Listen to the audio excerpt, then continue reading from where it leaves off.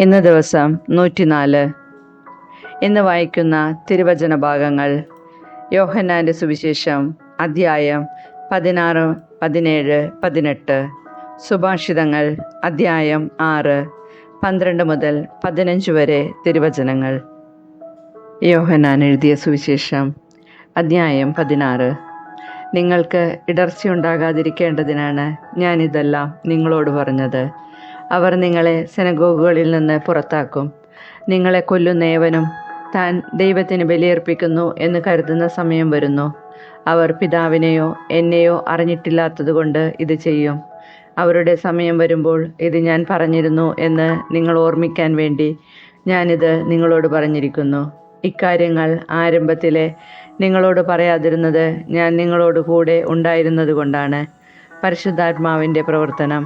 എന്നാൽ ഇപ്പോൾ ഞാൻ എന്നെ അയച്ചവൻ്റെ അടുക്കലേക്ക് പോവുകയാണ്. എന്നിട്ടും നീ എവിടെ പോകുന്നു എന്ന് നിങ്ങളിൽ ആരും എന്നോട് ചോദിക്കുന്നില്ല. ഞാനിതെല്ലാം നിങ്ങളോട് പറഞ്ഞതുകൊണ്ട് നിങ്ങളുടെ ഹൃദയം ദുഃഖപൂരിതമായിരിക്കുന്നു.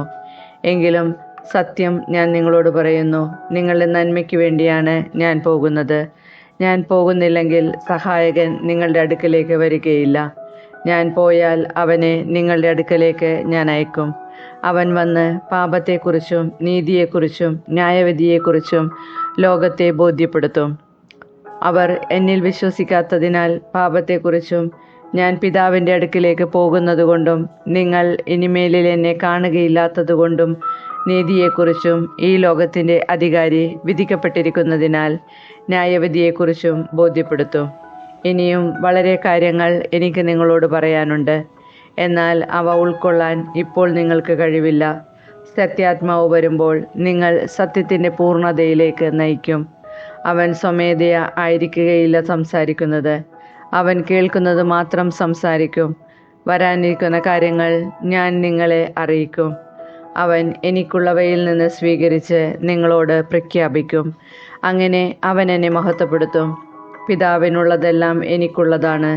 അതുകൊണ്ട് എനിക്കുള്ളവയിൽ നിന്ന് സ്വീകരിച്ച് അവൻ നിങ്ങളോട് പ്രഖ്യാപിക്കും എന്ന് ഞാൻ പറഞ്ഞത്. ദുഃഖം സന്തോഷമായി മാറും. അല്പസമയം കഴിഞ്ഞാൽ നിങ്ങൾ എന്നെ കാണുകയില്ല. വീണ്ടും അല്പസമയം കഴിഞ്ഞാൽ നിങ്ങൾ എന്നെ കാണും. അപ്പോൾ അവൻ്റെ ശിഷ്യന്മാരിൽ ചിലർ പരസ്പരം പറഞ്ഞു, അല്പസമയം കഴിഞ്ഞാൽ നിങ്ങൾ എന്നെ കാണുകയില്ല, വീണ്ടും അല്പസമയം കഴിഞ്ഞാൽ നിങ്ങൾ എന്നെ കാണും എന്നും ഞാൻ പിതാവിൻ്റെ അടുത്തേക്ക് പോകുന്നു എന്നും അവൻ നമ്മോട് പറയുന്നതിൻ്റെ അർത്ഥമെന്താണ്? അവർ തുടർന്നു, അല്പസമയം എന്നതുകൊണ്ട് അവൻ എന്താണ് അർത്ഥമാക്കുന്നത്? അവൻ പറയുന്നത് എന്താണെന്ന് നമുക്കറിഞ്ഞുകൂടാ. ഇക്കാര്യം അവർ തന്നോട് ചോദിക്കാൻ ആഗ്രഹിക്കുന്നു എന്ന് മനസ്സിലാക്കി യേശു പറഞ്ഞു, അല്പസമയം കഴിഞ്ഞാൽ നിങ്ങൾ എന്നെ കാണുകയില്ല, വീണ്ടും അല്പസമയം കഴിഞ്ഞാൽ നിങ്ങൾ എന്നെ കാണും എന്ന് ഞാൻ പറഞ്ഞതിനെപ്പറ്റി നിങ്ങൾ പരസ്പരം ചോദിക്കുന്നുവോ? സത്യം സത്യമായി ഞാൻ നിങ്ങളോട് പറയുന്നു, നിങ്ങൾ കരയുകയും വിലപിക്കുകയും ചെയ്യും, എന്നാൽ ലോകം സന്തോഷിക്കും. നിങ്ങൾ ദുഃഖിതരാകും, എന്നാൽ നിങ്ങളുടെ ദുഃഖം സന്തോഷമായി മാറും. സ്ത്രീക്ക് പ്രസവവേദന ആരംഭിക്കുമ്പോൾ അവളുടെ സമയം വന്നതുകൊണ്ട് അവൾക്ക് ദുഃഖമുണ്ടാകുന്നു. എന്നാൽ ശിശുവിനെ പ്രസവിച്ചു കഴിയുമ്പോൾ ഒരു മനുഷ്യൻ ലോകത്തിൽ ജനിച്ചതുകൊണ്ടുള്ള സന്തോഷ നിമിത്തം ആ വേദന പിന്നീട് ഒരിക്കലും അവൾ ഓർമ്മിക്കുന്നില്ല. അതുപോലെ ഇപ്പോൾ നിങ്ങളും ദുഃഖിതരാണ്, എന്നാൽ ഞാൻ വീണ്ടും നിങ്ങളെ കാണും. അപ്പോൾ നിങ്ങളുടെ ഹൃദയം സന്തോഷിക്കും. നിങ്ങളുടെ ആ സന്തോഷം ആരും നിങ്ങളിൽ നിന്ന് എടുത്തു കളയുകയുമില്ല. അന്ന് നിങ്ങൾ എന്നോട് ഒന്നും ചോദിക്കുകയില്ല. സത്യം സത്യമായി ഞാൻ നിങ്ങളോട് പറയുന്നു, നിങ്ങൾ എൻ്റെ നാമത്തിൽ പിതാവിനോട് ചോദിക്കുന്നതെന്തും അവിടുന്ന് നിങ്ങൾക്ക് നൽകും. ഇതുവരെ നിങ്ങൾ എൻ്റെ നാമത്തിൽ ഒന്നും തന്നെ ചോദിച്ചിട്ടില്ല. ചോദിക്കുവിൻ, നിങ്ങൾക്ക് ലഭിക്കും.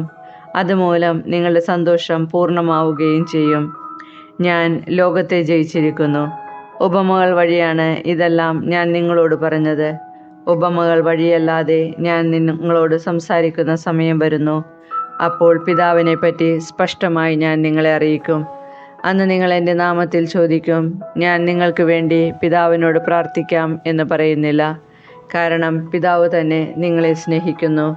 എന്തെന്നാൽ നിങ്ങൾ എന്നെ സ്നേഹിക്കുകയും ഞാൻ ദൈവത്തിൽ നിന്ന് വന്നുവെന്ന് വിശ്വസിക്കുകയും ചെയ്തിരിക്കുന്നു. ഞാൻ പിതാവിൽ നിന്ന് പുറപ്പെട്ട് ലോകത്തിലേക്ക് വന്നു. ഇപ്പോൾ വീണ്ടും ലോകം വിട്ട് പിതാവിൻ്റെ അടുത്തേക്ക് പോകുന്നു.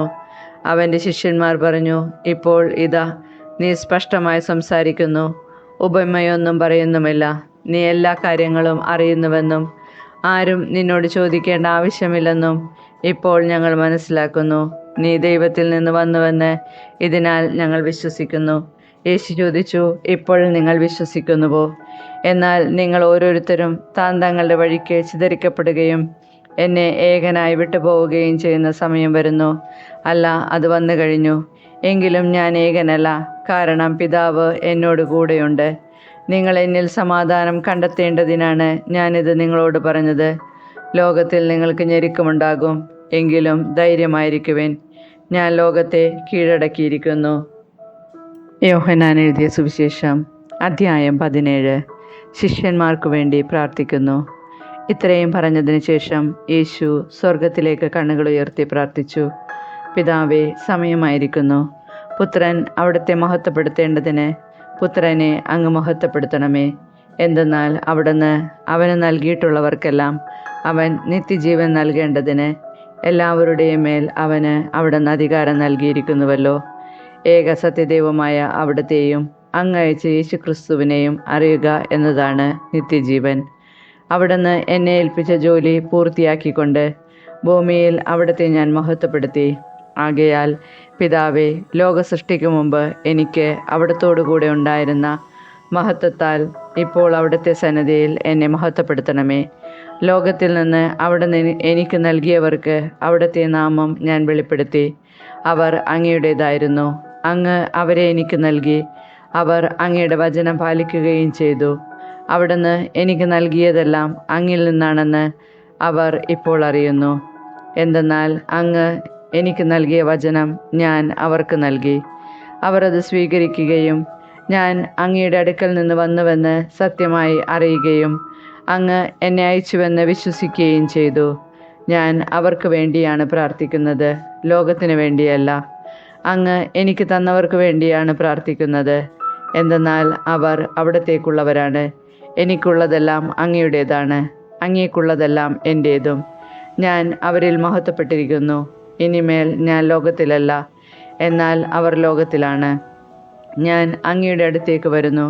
പരിശുദ്ധനായ പിതാവേ, നമ്മെപ്പോലെ അവരും ഒന്നായിരിക്കേണ്ടതിന് അവിടുന്ന് എനിക്ക് നൽകിയ അവിടുത്തെ നാമത്തിൽ അവരെ അങ്ങ് കാത്തുകൊള്ളണമേ. ഞാൻ അവരോട് കൂടെയായിരുന്നപ്പോൾ അങ്ങ് എനിക്ക് നൽകിയ അവിടുത്തെ നാമത്തിൽ ഞാൻ അവരെ സംരക്ഷിച്ചു. ഞാൻ അവരെ കാത്തു സൂക്ഷിച്ചു. വിശുദ്ധ ലിഖിതം പൂർത്തിയാകാൻ വേണ്ടി നാശത്തിൻ്റെ പുത്രനല്ലാതെ അവരിൽ ആരും നഷ്ടപ്പെട്ടിട്ടില്ല. എന്നാൽ ഇപ്പോൾ ഇതാ, ഞാൻ അങ്ങയുടെ അടുത്തേക്ക് വരുന്നു. ഇതെല്ലാം ലോകത്തിൽ വെച്ച് ഞാൻ സംസാരിക്കുന്നത് എൻ്റെ സന്തോഷം അതിൻ്റെ പൂർണ്ണതയിൽ അവർക്കുണ്ടാകേണ്ടതിനാണ്. അവിടുത്തെ വചനം അവർക്ക് ഞാൻ നൽകിയിരിക്കുന്നു. എന്നാൽ ലോകം അവരെ ദേഷിച്ചു. എന്തെന്നാൽ ഞാൻ ലോകത്തിൻ്റേതല്ലാത്തതുപോലെ അവരും ലോകത്തിൻ്റേതല്ല. ലോകത്തിൽ നിന്ന് അവരെ അവിടെ എടുക്കണമെന്നല്ല, ദുഷ്ടനിൽ നിന്ന് അവരെ കാത്തുകൊള്ളണം എന്നാണ് ഞാൻ പ്രാർത്ഥിക്കുന്നത്. ഞാൻ ലോകത്തിൻ്റേതല്ലാത്തതുപോലെ അവരും ലോകത്തിൻ്റേതല്ല. അവരെ അങ്ങ് സത്യത്തിൽ വിശുദ്ധീകരിക്കണമേ. അവിടുത്തെ വചനമാണ് സത്യം. അങ്ങ് എന്നെ ലോകത്തിലേക്ക് അയച്ചതുപോലെ ഞാനും അവരെ ലോകത്തിലേക്ക് അയച്ചിരിക്കുന്നു. അവരും സത്യത്താൽ വിശുദ്ധീകരിക്കപ്പെടേണ്ടതിന് അവർക്ക് വേണ്ടി ഞാൻ എന്നെ തന്നെ വിശുദ്ധീകരിക്കുന്നു. അവർക്ക് വേണ്ടി മാത്രമല്ല, അവരുടെ വചനം മൂലം എന്നിൽ വിശ്വസിക്കുന്നവർക്ക് വേണ്ടി കൂടിയാണ് ഞാൻ പ്രാർത്ഥിക്കുന്നത്. അവരെല്ലാവരും ഒന്നായിരിക്കാൻ വേണ്ടി. പിതാവേ, അങ്ങെന്നിലും ഞാൻ അങ്ങയിലുമായിരിക്കുന്നത് പോലെ അവരും നമ്മിലായിരിക്കുന്നതിനും അങ്ങനെ അവിടുന്ന് എന്നെ അയച്ചുവെന്ന് ലോകം അറിയുന്നതിനും വേണ്ടി ഞാൻ പ്രാർത്ഥിക്കുന്നു. നാം ഒന്നായിരിക്കുന്നത് പോലെ അവരും ഒന്നായിരിക്കുന്നതിന് അങ്ങ് എനിക്ക് തന്ന മഹത്വം അവർക്ക് ഞാൻ നൽകിയിരിക്കുന്നു. അവർ പൂർണ്ണമായും ഒന്നാകേണ്ടതിന് ഞാൻ അവരിലും അവിടുന്ന് എന്നിലും ആയിരിക്കുന്നു. അങ്ങനെ അങ്ങെന്നെ അയച്ചുവെന്നും അങ്ങനെ സ്നേഹിച്ചതുപോലെ തന്നെ അവരെയും സ്നേഹിച്ചുവെന്നും ലോകമറിയട്ടെ. പിതാവേ, ലോകസ്ഥാപനത്തിന് മുൻപ് എന്നോടുള്ള അവിടുത്തെ സ്നേഹത്താൽ അങ്ങെനിക്ക് മഹത്വം നൽകി. അങ്ങെനിക്ക് നൽകിയവരും അത് കാണാൻ ഞാൻ ആയിരിക്കുന്നിടത്ത് എന്നോടുകൂടെ അവരും ആയിരിക്കണമെന്ന് ഞാൻ ആഗ്രഹിക്കുന്നു. നീതിമാനായ പിതാവേ, ലോകം അങ്ങേ അറിഞ്ഞിട്ടില്ല, എന്നാൽ ഞാൻ അങ്ങേ അറിഞ്ഞിരിക്കുന്നു. എന്നെ അവിടെ നിന്നാണ് അയച്ചതെന്ന് ഇവരും അറിഞ്ഞിരിക്കുന്നു. അങ്ങയുടെ നാമം അവരെ ഞാൻ അറിയിച്ചു. അവിടുന്ന് എനിക്ക് നൽകിയ സ്നേഹം അവരിൽ ഉണ്ടാകേണ്ടതിനും ഞാൻ അവരിൽ ആയിരിക്കേണ്ടതിനുമായി ഞാൻ ഇനിയും അത് അറിയിക്കും. യോഹന്നാൻ എഴുതിയ സുവിശേഷം അദ്ധ്യായം 18. യേശുവിനെ ബന്ധിക്കുന്നു. ഇത് പറഞ്ഞ ശേഷം യേശു ശിഷ്യന്മാരോടുകൂടെ കെദ്രോൺ അരുവിയുടെ അക്കരെ എത്തി.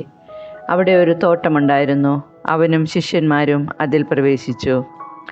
അവനെ ഒറ്റിക്കൊടുത്ത യൂദാസിനും ആ സ്ഥലം അറിയാമായിരുന്നു. കാരണം യേശു പലപ്പോഴും ശിഷ്യന്മാരോടുകൂടെ അവിടെ സമ്മേളിക്കാറുണ്ടായിരുന്നു. യൂദാസ് ഒരു ഗണം പടയാളികളെയും പുരോഹിത പ്രമുഖന്മാരുടെയും ഫരിസേയരുടെയും അടുക്കൽ നിന്ന് സേവകരെയും കൂട്ടി പന്തങ്ങളും വിളക്കുകളും ആയുധങ്ങളുമായി അവിടെ എത്തി. തനിക്ക് സംഭവിക്കാനിരിക്കുന്നതെല്ലാം അറിഞ്ഞിരുന്ന യേശു മുൻപോട്ട് വന്ന് അവരോട് ചോദിച്ചു, നിങ്ങൾ ആരെയാണ് അന്വേഷിക്കുന്നത്? അവർ പറഞ്ഞു, നസ്രായനായ യേശുവിനെ. യേശു പറഞ്ഞു, അത് ഞാനാണ്. അവനെ ഒറ്റിക്കൊടുത്ത യൂദാസും അവരോടുകൂടെ ഉണ്ടായിരുന്നു. ഞാനാണ് എന്ന് അവൻ പറഞ്ഞപ്പോൾ അവർ പിൻവലിയുകയും നിലംപതിക്കുകയും ചെയ്തു. അവൻ വീണ്ടും ചോദിച്ചു, നിങ്ങൾ ആരെ അന്വേഷിക്കുന്നു?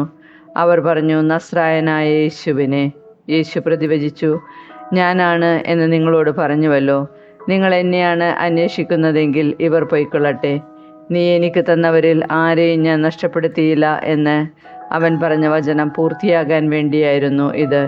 ശിമയോൻ പത്രോസ് വാളൂരി പ്രധാന പുരോഹിതന്റെ ഭൃത്യനെ വെട്ടി അവൻ്റെ വലത് ചെവി ഛേദിച്ചു കളഞ്ഞു. ആ ഭൃത്യന്റെ പേര് മൽക്കോസ് എന്നായിരുന്നു. യേശു പത്രോസിനോട് പറഞ്ഞു, വാൾ ഉറയിലിടുക. പിതാവ് എനിക്ക് നൽകിയ പാനപാത്രം ഞാൻ കുടിക്കേണ്ടയോ പുരോഹിതന്റെ മുൻപിൽ? അപ്പോൾ പടയാളികളും അവരുടെ അധിപനും യഹൂദരുടെ സേവകരും കൂടി യേശുവിനെ പിടിച്ചു ബന്ധിച്ചു. അവർ അവനെ ആദ്യം അന്നാസിൻ്റെ അടുക്കലേക്ക് കൊണ്ടുപോയി. കാരണം അവൻ ആ വർഷത്തെ പ്രധാന പുരോഹിതനായ കയ്യഫാസിൻ്റെ അമ്മായിയപ്പനായിരുന്നു. ജനങ്ങൾക്ക് വേണ്ടി ഒരാൾ മരിക്കുന്നത് യുക്തമാണെന്ന് യഹൂദരെ ഉപദേശിച്ചത് കയ്യഫാസാണ്. പത്രോസ് തള്ളിപ്പറയുന്നു. ശിമയോൻ പത്രോസും മറ്റൊരു ശിഷ്യനും യേശുവിനെ അനുഗമിച്ചിരുന്നു. ആ ശിഷ്യനെ പ്രചാര ആചാര്യന് പരിചയമുണ്ടായിരുന്നതിനാൽ അവൻ യേശുവിനോടുകൂടെ പ്രധാന പുരോഹിതന്റെ കൊട്ടാരമുറ്റത്ത് പ്രവേശിച്ചു. പത്രോസ് ആകട്ടെ പുറത്ത് വാതിൽക്കൽ നിന്നു. അതിനാൽ പ്രധാന പുരോഹിതന്റെ പരിചയക്കാരനായ മറ്റേ ശിഷ്യൻ പുറത്തു ചെന്ന് വാതിൽ കാവൽക്കാരിയോട് സംസാരിച്ച് പത്രോസിനെയും അകത്ത് പ്രവേശിപ്പിച്ചു. അപ്പോൾ ആ പരിചാരിക പത്രോസിനോട് ചോദിച്ചു, നീയും ഈ മനുഷ്യന്റെ ശിഷ്യന്മാരിലൊരുവനല്ലേ? അല്ല എന്ന് അവൻ പറഞ്ഞു. തണുപ്പായിരുന്നതിനാൽ ഭൃത്യരും സേവകരും തീ കായുകയായിരുന്നു. പത്രോസും അവരോടൊപ്പം തീ കാഞ്ഞുകൊണ്ടിരുന്നു. പ്രധാന പുരോഹിതൻ ചോദ്യം ചെയ്യുന്നു.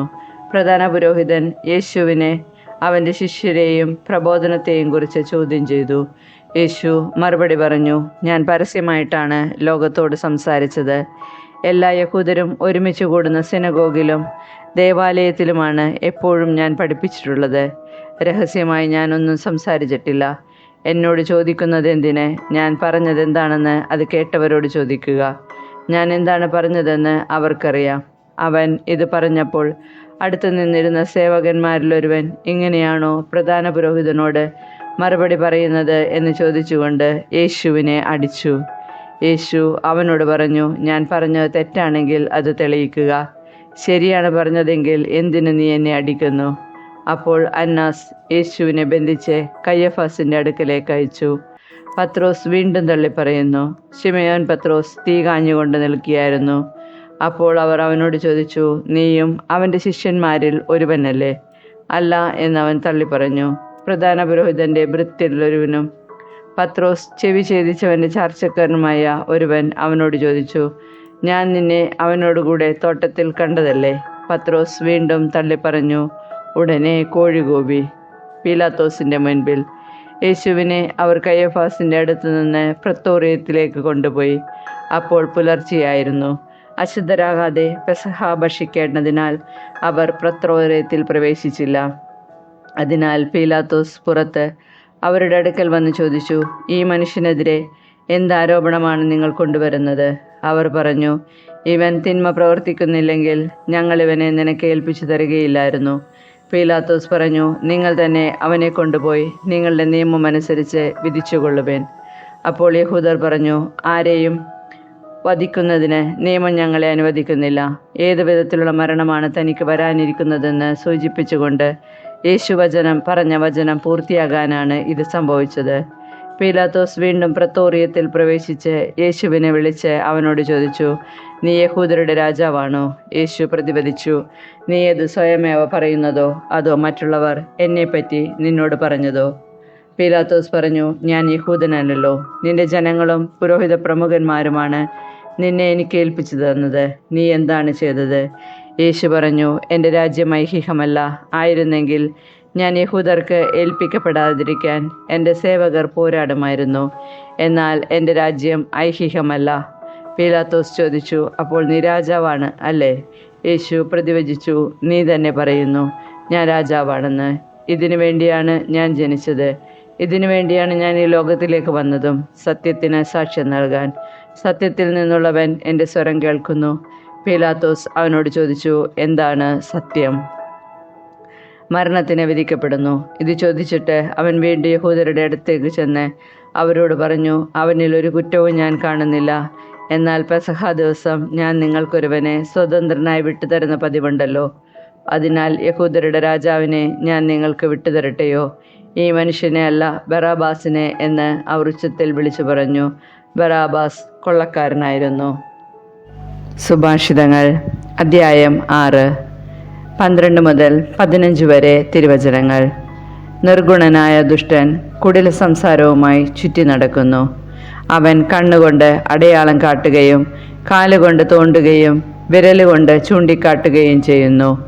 അവൻ തുടർച്ചയായി അനൈക്യം വിതച്ചുകൊണ്ട് വഴിപിഴച്ച ഹൃദയത്തോടെ തിന്മയ്ക്ക് കളമൊരുക്കുന്നു. തന്മൂലം പെട്ടെന്ന് അവൻ്റെ മേൽ അത്യാഹിതം നിപതിക്കും. നിമിഷത്തിനുള്ളിൽ അവൻ പ്രതിവിധിയില്ലാത്ത വിധം തകർന്നു പോകും.